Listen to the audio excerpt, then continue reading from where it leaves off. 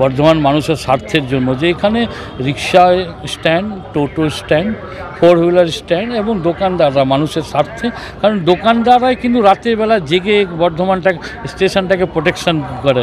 বাইরে কোনো আরপিএফ থাকে না, কোনো জিআরপি থাকে না, নইলে বাইরে একটা সময় ছিল এখানে ছিনতাই হতো, চুরি হতো, কিন্তু স্টেশনে রাত জেগে দোকানদাররাই কিন্তু এখানকার পুরো জাগিয়ে রাখে এবং বাইরে লাইট জ্বলে সব সময় দোকানদাররা থাকে। সেগুলো পুনর্বহাল করতে হবে।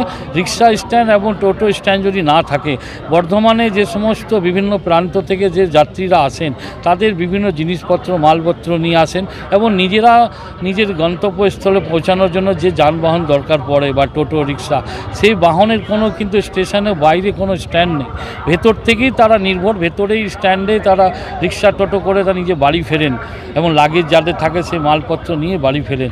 স্ট্যান্ড যদি তুলে দেওয়া হয় তাহলে কিন্তু তারা কোথায় যাবেন, তাদেরকে হেঁটে হেঁটে বাড়ি ফিরতে হবে, কারণ রোডের ওপর আপনি স্টেশনের বাইরে আপনারা জানেন কোনো রিক্সা স্ট্যান্ড নেই, কোনো টোটো স্ট্যান্ড নেই।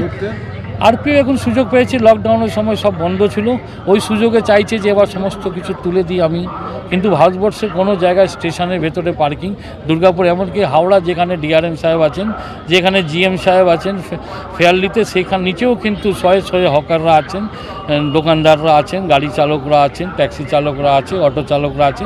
বর্ধমানের জন্য আলাদা ব্যবস্থা তো হবে না, না মানলে আমরা বৃহত্তর আন্দোলনে নামবো। আমাদের এখানে সমস্ত জায়গায় বিভিন্ন ইউনিয়ন আছে, সাফাই থেকে শুরু করে রানিং রুম থেকে শুরু করে সাইকেল স্ট্যান্ড সমস্ত কিছু আমরা বন্ধ করে অচল করে দেবো বর্ধমান স্টেশনটা।